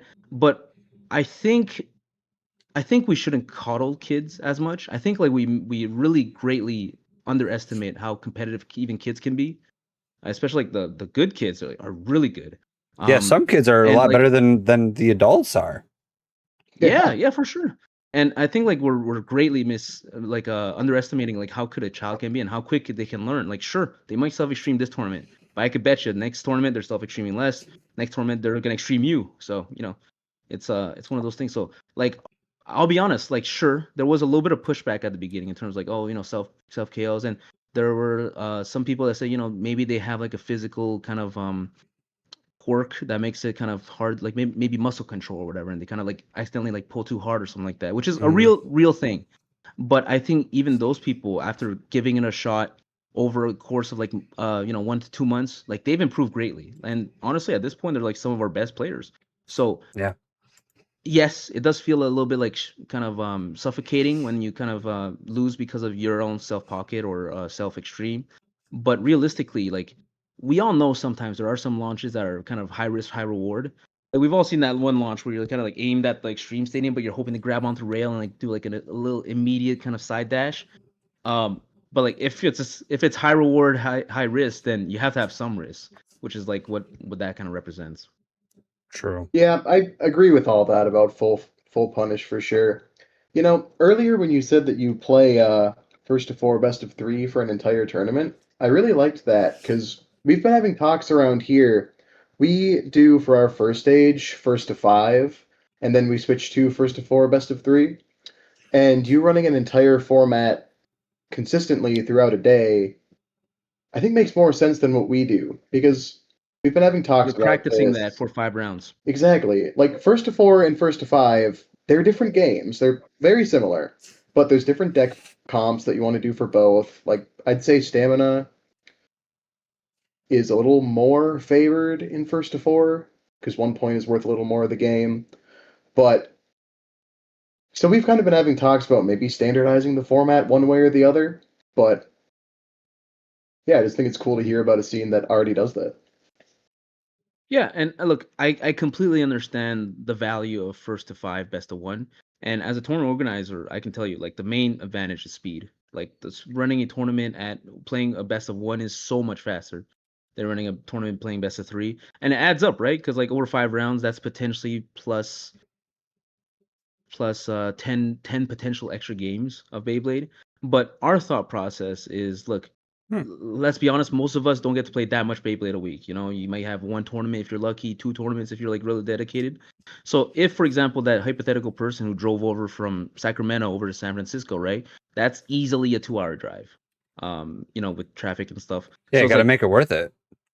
yeah, make it worth it, right? Mm-hmm. So let's give them some chance to play. And sure, as a tournament organizer, it is a little bit more stressful.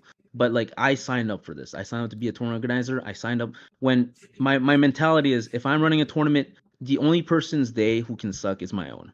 I will make my best to make all the other people participating enjoy themselves. I dig that. Yeah. So How long do your tournaments run for? Oh, good. Well, So it kind of depends, obviously, size. Most 32s I could run within 4 hours. is 32 your cap? No. Okay. It's very venue specific. So yes, there are some tournaments that it is 32 cap, but for example, yesterday Sunday I ran an 84-person tournament, and that took 4.5 hours. Dang. How many okay, you're judges? getting through it. Oh, so this is actually a characteristics of NorCal. We actually have a lot of judges. In terms of like officially WBO certified, I think we have over 60 judges within the Oh region. my goodness. Okay, that makes more sense. Yeah, that is a lot of judges, and we have done like monumental pushes for judges. And what we do is, I know some regions it's like if you're a judge, you kind of have to help out. Us, we kind of gave judges a few benefits, whether it be kind of reduced entry fees, or one other thing we do is like sometimes we do early signups for them, and it's like a benefit because you are helping run the event. Without you guys, I wouldn't be able to run them anyway. So let's give them a chance to sign up. Every tournament organizer does something a little bit different for the judges, but typically there is like a rule, like a good amount of like kind of judge benefits, as you would call them. So Okay. yeah, so we got a couple probably about the same questions, just kind of going off of that. So for about an 84 person tournament, but so about how many stadiums were you running at that time? That's a 12 good question. stadiums. There 12 you go. stadiums. Yeah, that'll get through it. Yeah. So what would happen is for an 84, and I had to think a lot about this because the one before that one, the largest tournament I had ever run is a 64-person tournament. And I don't know if you guys know too much about like how many Swiss rounds you have to play depending on how many players you have. Oh yeah. Yeah. Essentially, for a standard 32, that's 5 rounds. Anything over 32 is going to be a 6 round. But anything But then over once you hit 64 65, you got to move to 7 rounds. exactly. Yes. Yeah. So instead of doing that, what I did is I kind of rewired the tournament itself. I broke it down into four groups of Yep. 20 person or 22 to 20 to 22 people. Oh. Oh, and then did you advance like 4 people from each of the 4 groups? Yeah, we're gonna advance top 6 with the Top first 6. 2 of each group getting a free kind of round 1 bye in the top cut stage. Oh. Okay. That's I, cool. there's a little I bit of like reward. that. That's pretty much And- exactly how they ran the national tournament at Baycon. They did 4 groups. I think it was 50 something each, and top 8 advanced, or maybe top 6. No, top 16. I think it's top And- 16. Or final bracket. And look, I don't want to sing the praises too much because this is, to be fair, one of the experimental things that we did like just yesterday. But the advantages of that is one is you are saving actually 2 rounds of Swiss, not 1 round, because from cutting it from 80 something to 20 something, you're cutting it from 7 rounds to 5 rounds. So you cut out 2 rounds of Swiss. The second advantage is you can actually break down your tournament venue, assuming it's large. Because if you've ever been a tournament organizer, one of the most annoying thing is when you call for a name and the guy doesn't come, right? And it's like, oh, is Billy coming? Billy going once, Billy going twice. Yeah, and Billy, you're out. Billy's in the bathroom or outside Exactly. smoking a cigarette or whatever, and it's a hassle. Exactly. But if you split down the tournament into 3 and you split the venue into 3 or 4 or whatever you want to break it down into, and it's your prerogative, you could tell your players stay in this area, and then like as a result, you kind of have you can kind of just quickly find somebody, and in that sense, like you're already doing the best efforts. If they still don't show up, obviously you're gonna kind of give them the loss or whatever. But that's also an advantage, and yeah, and the last advantage is that I don't know if you've been to like a larger tournament, like with an 84 person, once you're done your match, you have to wait for like the other 82 players to play before it's your turn again. Mhm. So by But doing this, essentially you can say, okay, you're going to play a bunch of matches in rapid succession, and then you're kind of dismissed. Either you can Yes. go home if you're not going to Yeah. top cut, or if you are in top cut, you can go free play or go hang out outside with your buddies, and we'll call you all Correct. back and see that's what I was thinking more about, because I do wonder, we are at the point now where we have hit 64, but summer has been a little slower the last month or so. I guess July, August get real busy for Sure. people because Minnesota, we don't have the nice weather all year round like y'all do. You know what I'm saying? So people do really like to go do their outside crap. So they skip Beyblade on Saturday a lot of the time.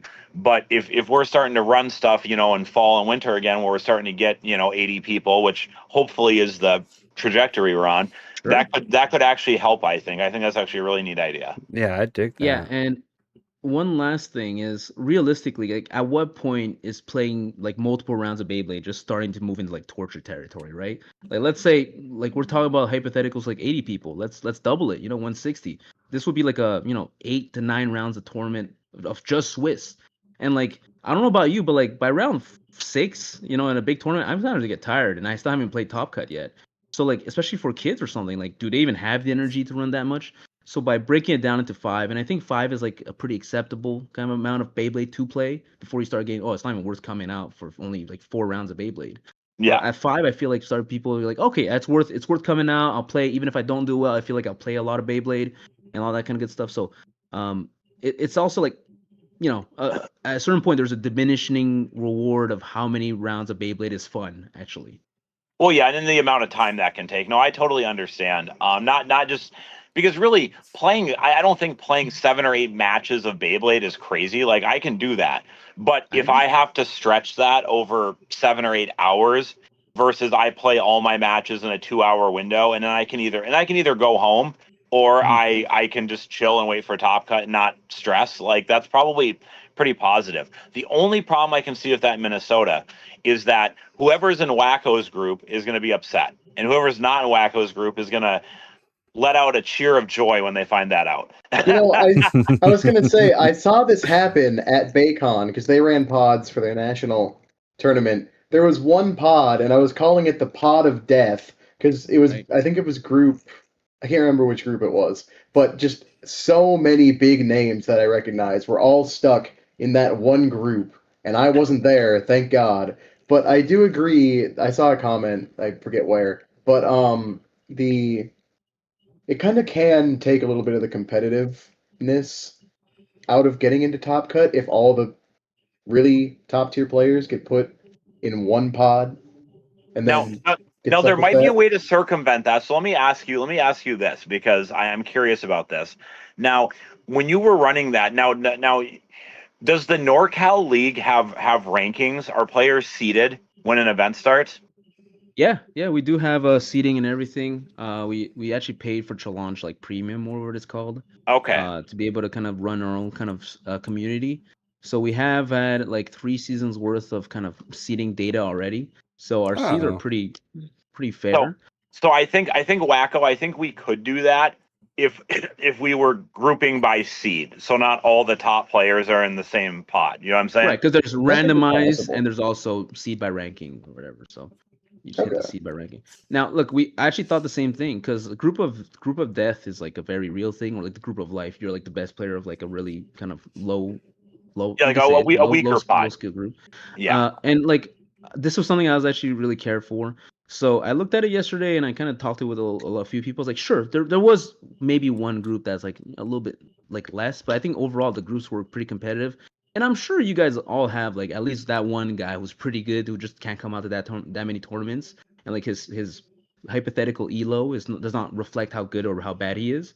And like those are possible too. So you get like the seedings kind of work out pretty nicely generally.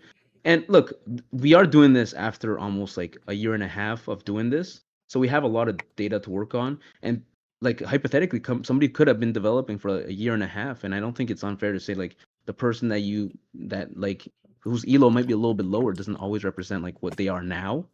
So yeah, that like I think at a certain part you'll kind of just say, shit, there's a lot of good players in this one too. There's a lot of good players in this one. Yeah. And you never know. Like, does it matter if you come out of a group of death and you get knocked out by the guy who came out of a group of life? Like, I don't know. It's like maybe it was just his day, you know? Sometimes everything just works out for that one guy. I think that's fair. I'd be willing to give it a try at least once. Yeah, I mean, I'd be curious. You know, maybe once we get into the fall winter season and numbers are rebounded a little bit, that might make sense. So kind of a cool concept. I like it. Yeah, Wayward actually had a really good question. So does he find less people stick around to watch Top Cut with this format?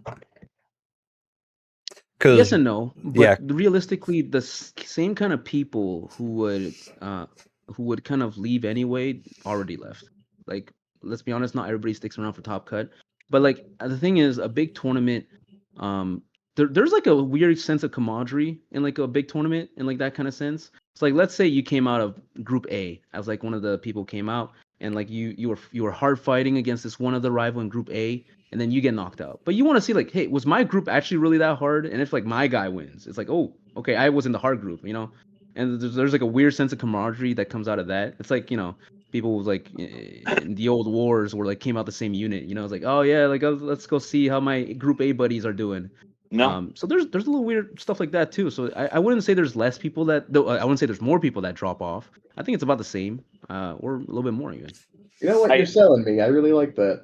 Yeah, what I'm starting to think is actually like the correlation between people sticking around for Top Cut who, you know, don't make Top Cut and not. I think it probably has less to do with the style of bracketing, like you've just mentioned. And what I think it probably has more to do, and I'm starting to feel pretty strongly about this, is I think the development of teams in a region. Like it tends to get more people. Like the more teams you have, the more people are going to stick around because they want to cheer on their teammates. Yeah, a teammate, or even the opposite, a rival. You know, want to cheer the downfall of your rival. Yeah.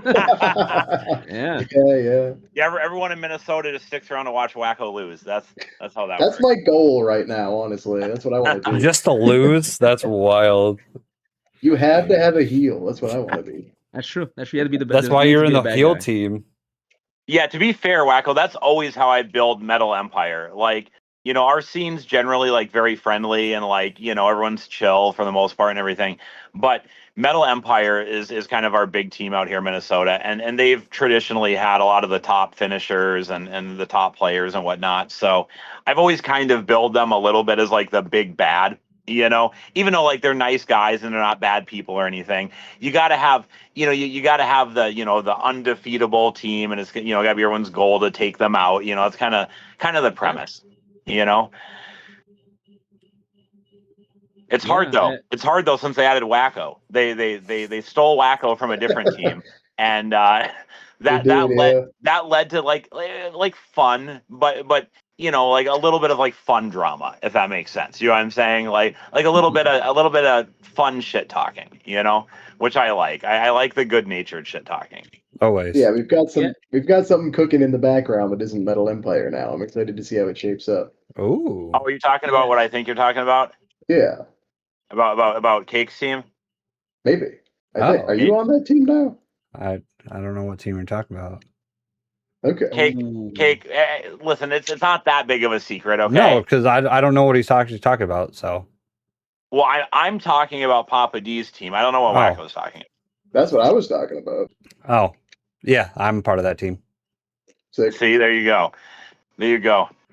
It's actually cool that you guys are bringing up teams, because like we also started doing teams at the beginning of the year, so we actually have like and our team tournaments are run differently, I think, and we also have like a ranked team tournaments kind of set up. Oh, ranked so you teams. can kind of follow your leaderboard. Yeah, I've been one of the people who's pushed the most for teams, because kind of like you guys were saying, it does help like a sense of camaraderie. And I don't know about you, one of the coolest things that's just like a photo shoot opportunity is like when you kind of do like a grand scale picture of like your tournament. See everybody in different jerseys and like different kind of like numbers and stuff. I think that's like one of the coolest things. So for team tournaments, we actually even split it down even more. We have duos and trios to kind of play team rank formats. Okay.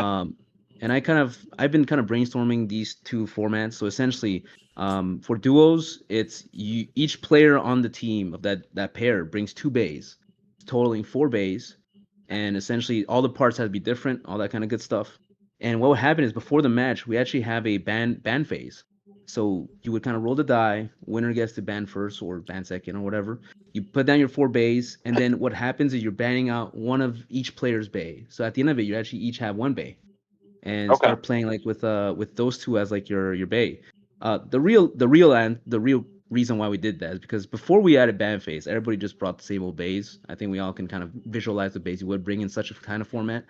And what you would find is people start like kind of playing around with the parts. You know, I was like if I bring Wizard 160 Hexa, it's getting banned. Let's be honest, right? So like, but 160 is such a good part. If I put maybe 560 Hexa, maybe that'll convince them not to ban it, and I could put the 160 on something else, and or like if I had the 170 Shark Low Rush, right? I was like, ooh, maybe I could throw in like 170 flat, and then put Low Rush on like a different bit that's like a different bay that's like attack, and then you'll see like these weird kind of little interactions in terms of like, okay, let's if we know this is getting banned, let's not put it all the way there, or if it does get through with like all the parts, then it'll be a huge advantage. So that's duos, and then we do something similar with trios, where essentially you have each team will bring 6 bays, and then you'll end up with 3, 1 person each after the ban phase, and it's really fun because we play first to 7, so you're grouped as like playing together for the same amount of points. And I'll be honest, like the same thing we're talking about, like the full points on those self pockets and self extremes. It's so funny, dude, when like your friend, just self extremes, and the other 2 just look at him like, what are you doing, man? You're throwing here. Yeah, you're throwing here. Wacko, I feel like you had that look on your face pretty recently a couple of times. No. Okay. Wacko trying to be nice. But It's definitely fun. And Do- like we've had teams for like I guess 8 months now, and we've seen like some interesting like little rivalries, and like we have like the best. We have some teams that have the best duos, for example, and some teams that have the best trios.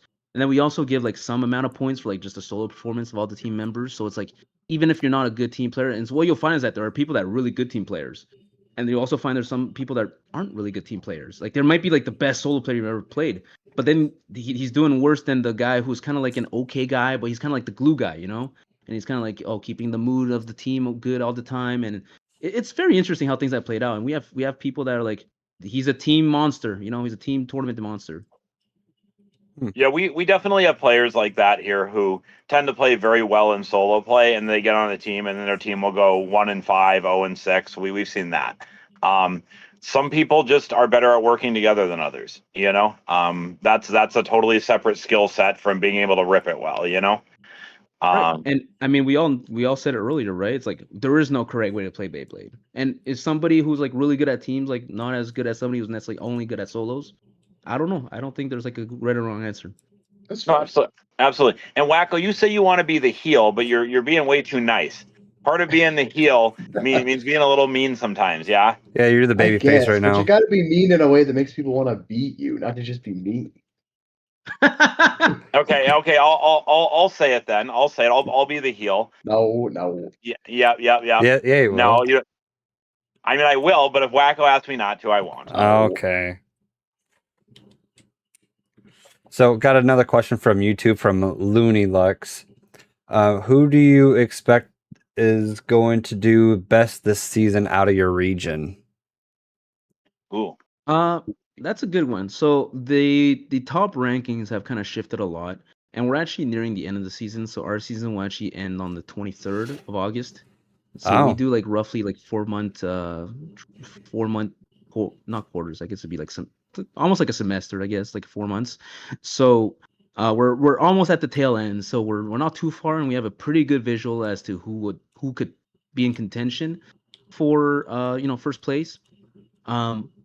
I think the most recent winner for the 80-person looks like a pretty good person to get to choose, since he just got like that huge bag of points. So that is going to be G. G is like somebody that has almost like always been top 10 in the leaderboard anyway, and it was always going to just be a matter of time. Like when is he going to find, he's going to grab that number one spot. And I think like he will be an excellent person to kind of represent NorCal at least for a season. Now, does he get like a title belt or something he gets to carry around for a while, or how does that work? No, this ain't Texas. So yeah. Yes and no. So what we actually do is kind of similar to the trophy that you brought back from Baycon. At the end of each season, the first to 10 all get something similar. Because getting top 10 in any sort of leaderboard is a huge accomplishment, especially kind of because it shows consistency over a long period of time. It's not just peaking once or twice. So like everybody in top 10 gets something similar, and then top 3 gets like an additional bonus, like a medal or something like that. And what happens is after 3 of our seasons, what we do is we do something called a final stage. And a final stage essentially is like the select people from each season kind of join up into one last like large 32-person tournament. So this is the elite of the elite of the elite. Every round is supposed to be like a super competitive tournament, because like we've all been to tournaments where it's like 1 or 2 rounds. Like this one was kind of a gimme, maybe you got paired up with a kid, or maybe you got paired up with somebody who was just sick on the day. But like this is hypothetically all the 32 best players. And then at that point, whoever wins that does get a belt. Oh, See, that's sick. That's super So cool. they do have belts in California, Cake. I don't want to hear nothing from you no more about that. Hey, I Yeah, thought they got I that I up thought about Texas was the only one that did like WWE Championship belts. Okay, hey, I stand corrected. No, it's really cool. Callie says they can do it big too, brother. Come on. I don't know as big as Texas. Is that right, Wacko? Oh, damn. I don't know. I don't know if you want that I think smoke. they could do it big. Maybe a bit. Oh, never mind. We'll save that for later. To be fair, the only thing about Cali I can say is it would be so cool if NorCal and SoCal were just a little bit closer to each other. Like if the state wasn't so long, because then I feel like you just have like the mecca of Beyblade, at least here in America. Yeah, that is really cool. And to be honest, we have actually at this point in time a really good relationship with the SoCal guys. Okay. Like for example, I had an episode with Cinder like a while back, which was kind of very pleasant. Oh, sick. And without spoiling anything, I think there's a lot to be seen in the near future that I think will be kind of exciting. With the two. Are you? With that said, there's also Hold on. I'm gonna crystal ball here. Are we talking about an all California state championship? no, but we'll be one step closer to that. Okay. I That's would cool. love That's to, I would cool. love to see that, like, once a year California just has one big event that, like, everyone, like, kind of maybe in the middle somewhere, that everyone from both regions tries to come to. That'd be really sick. That'd be Yeah, because sweet. everything I see out of California, like both NorCal and SoCal, have insanely good scenes. I'd love to see them both play. Oh yeah, for sure. And I think it's one of the coolest things that even like I know like even Portland has like a pretty decent scene, but the fact that you could go from like you could start driving from Portland, drive all the way down to San Diego, and just play Beyblade tournaments like along the way sounds like a super fun kind of kind of like a road trip idea. For Hey, sure, hey, Seattle called. They said they play Beyblade there too. Oh, shit, my bad. Just leave Seattle out of there. They're not good Right. enough, huh? Well, I mean, I assume there's a decent scene in Vancouver too, so you could do the entire coast. Oh, just the whole coastline, just all the way down. That'd be sick. Man. That'd be sick. That'd be a bucket Yeah, list that'd be Beyblade fun. trip for sure. Oh yeah, I'd be in for that. So we actually got another question from YouTube from Burr. Who do you think your biggest rival is? Ooh. Strictly as like my own personal rival. Yeah. He wants you to say Jacob Palm. No, like realistically, it's actually kind of sad because it's such a one-sided rivalry, man. It's like it's like I'm scratching at their feet essentially. But like I get them every so often. So I think like mathematically, the person I've played the most, I've lost the most, and I've also won against the most is Leaf, which was last season's champion. Yep. So he is unfortunately he is just better than me like most of the days. However, I always get him every so often, and sometimes it's like a pivotal tournament, and it's like kind of funny. It kind of doubles down and makes it funnier. But no, yeah, that would be the person closest to a rivalry. But unfortunately, I don't even think he sees me as a rival, which is kind of unfortunate too. Oh, Single man. tear down my eyes. That's sad. That's sad. Yeah. But no, there's a lot of good people that play for fun. I know there's people who see me as rivals, but like obviously for me a rivalry is more like, a back and forth kind of experience. If it's just like one side, it's like if I might have beaten somebody like, 3 times or something. Like for example, the guy I talked about earlier, G, which I think is like on track to be this season's champion. Like I have a winning record against him, like 3-0, but like I don't think I'm generally a better player than him. So it's weird how Beyblade works out sometimes. Sometimes like you just match up really well against somebody. Your playstyle might just hit him every time. Yeah, ain't I mean, that's totally fair. I mean, listen, I think Wacko gets it. I'm sure a lot of people think of Wacko as their rival, and if Wacko had to listen, it might be pretty far down. Yeah, I could see. I don't know. If I had to pick somebody, it's kind of funny because if I had to pick somebody, it'd be Battleship. Because man, when he first started, he used to just kick my ass. Back when Kraken Hits was running the leaderboard, I was like 0-3 against him, and now we played for the same team and we're kind of homies. It's sick. Yeah, but then you abandoned him.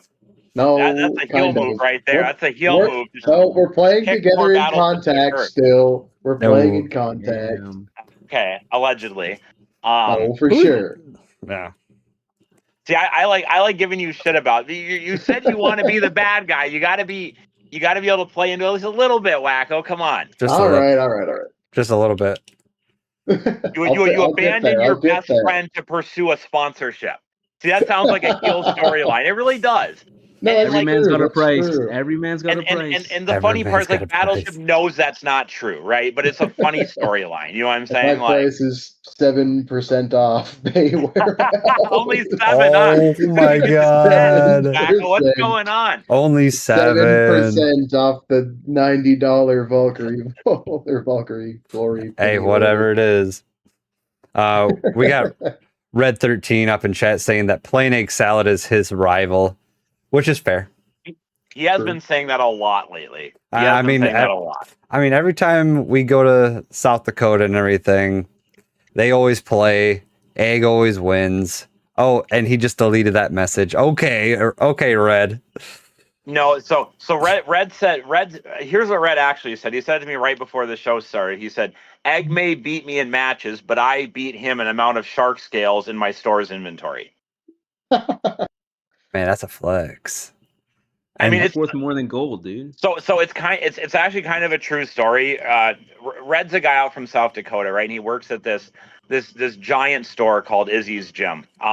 One of the few like independent stores that actually like carries Beyblades in the region, and they just ordered, I forget what it was, but they got in like I think it's 252 shark scales. I want to know what demon he made a contract with to get Hasbro to send those out there. That's insane. Wait, actually, has those rumors been true? Like, are some Hasbro shark scales coming back later? Well, he's definitely got them. So I don't know about the weight stuff. I can't speak to that. What I can tell you about whoever said the demon contract, you got to remember, in order to get those 252 shark scales, they also had to get 252 whale waves, which is fine. But then also, and this part's not so fine, 252 of both yellow shelter drake and ridge triceratops. Oh god, those are shell forming. And that's just how it's distributed. They come in boxes. They come in boxes of 12, and you get 3 of each per box. So you get 3 shark scales, which is more than amazing. 3 whale waves, which is pretty solid, especially for people who can't afford the Teal Elevate. That thing's very pricey at the minute. But then the other 2 are kind of bunk. So like That's what you mean to say is buy 1 shark scale, get a shelter drake for free. I think that's what they're doing. Actually, that is 100% what they're doing. Yeah, they're actually you have to buy the 4-pack. That's how they're doing it. It's MSRP, so like $40. But you have to buy. You get all 4. Yeah, to balance out, because otherwise, why wouldn't I just walk in there and buy all 250 shark scales, right? Yeah. Honestly, pretty decent anti-scalping measure. I like that. Yeah, I think McThunder, a few of our guys have already drove up there. Or not McThunder, excuse me, Grizzly. I think Khan's going up there later this week. So, I mean, it's working. People are driving 4 hours each way to go buy these. So I don't know. Maybe I'm going next week. I don't know. Let's plan something for next week. I did hear a rumor about that, Kay. Heck, throw in 4 deck cases and it'll sell like hotcakes. God, man, that was ridiculous. Like Mala toys, but Mala Izzy's. The tricky part is all 4 deck cases are yellow shelter drake ones. No shark scale deck case, no whale wave. Man, just shelter drake. That pre-order dropped during the Beyblade Awards. It was so funny hearing everybody kind of like muttering, like, "What the heck? Why does this cost $100?" We actually had a little segment on that before you got on. We were talking about that. Yeah, I missed it. A little bit of backstageness. So I think we got time for maybe one more question, then kind of call it a day. So what would be your best memory that you can think of when it comes to Beyblades?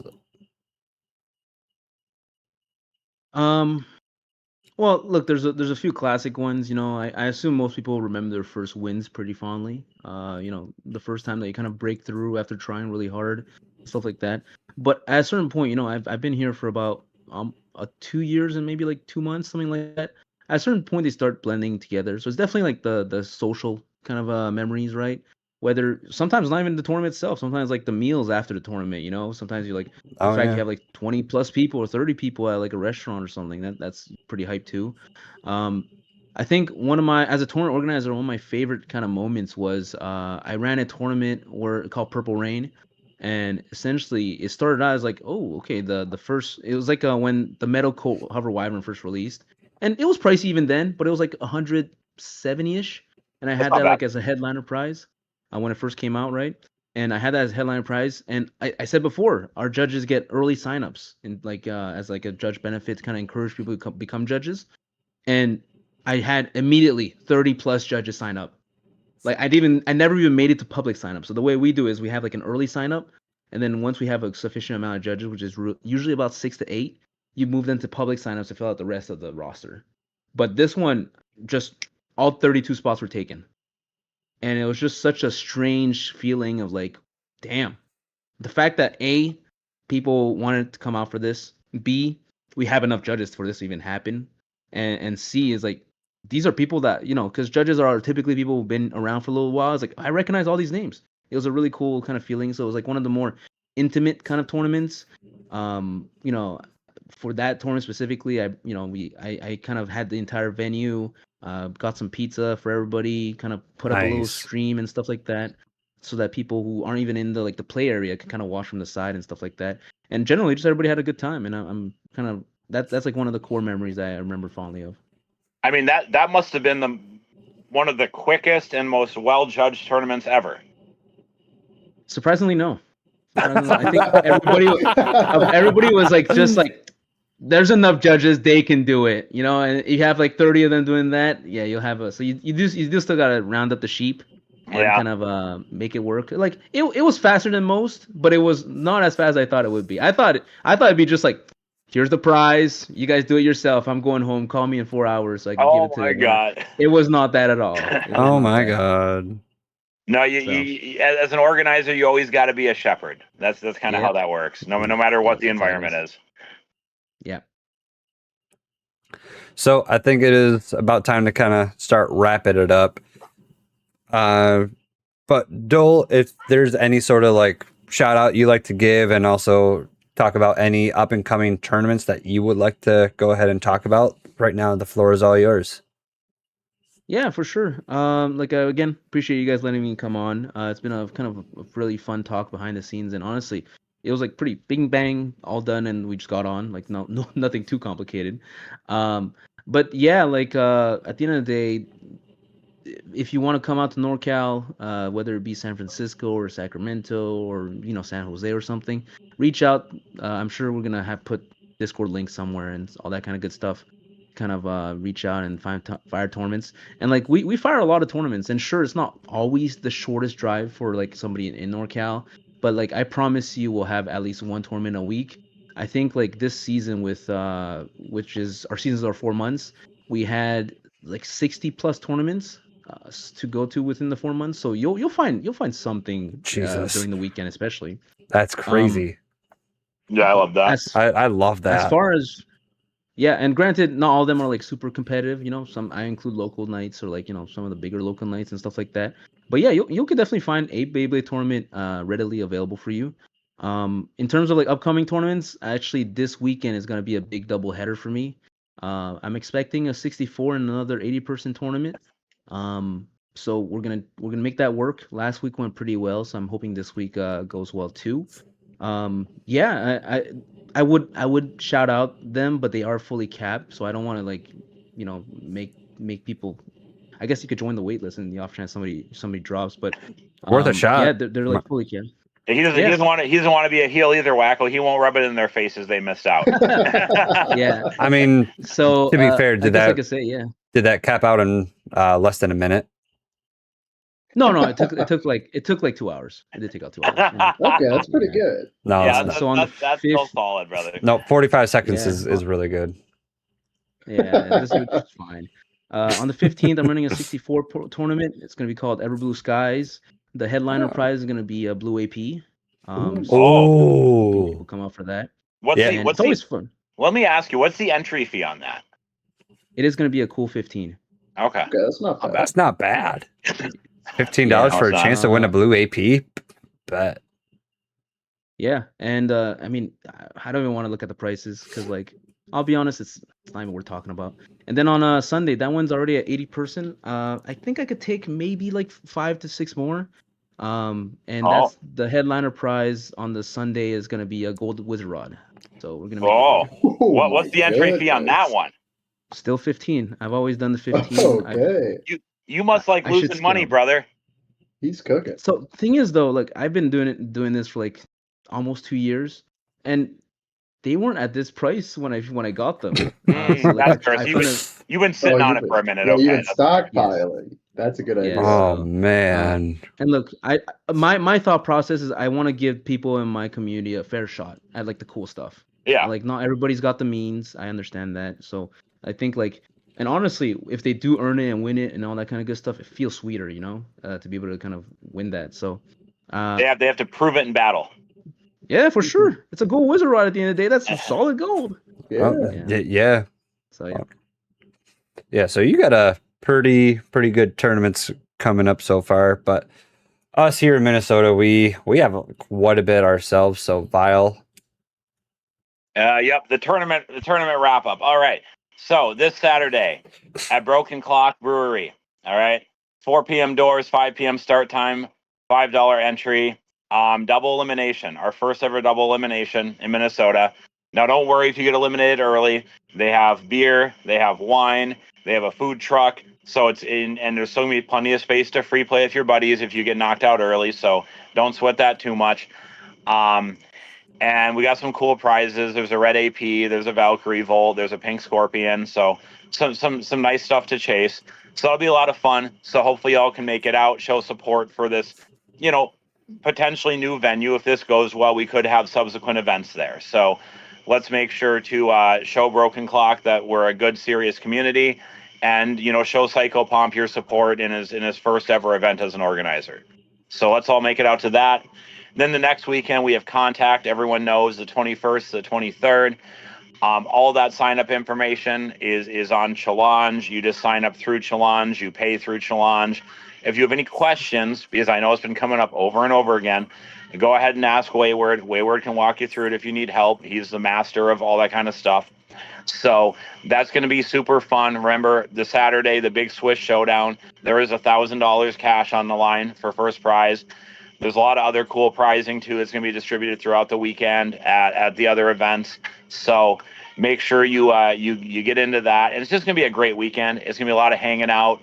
We are definitely going to play Beyblade in the hot tub. We're going to have the bucket stadiums ready, and we're going to be ripping in the hot tub. Probably not your blue AP, but maybe less important bays. So the red AP. Then, and I already forgot one again because it's on a Sunday. So after Broken Clock, but before Contact, Sam does have a GP practice event in the small room at Kraken Hits on Sunday the 16th. $7 entry. You're going to be playing on the floor, and you're going to be playing in the Hasbro Stadium to simulate the GP experience that we'll be having here later on the 5th. So be aware of that.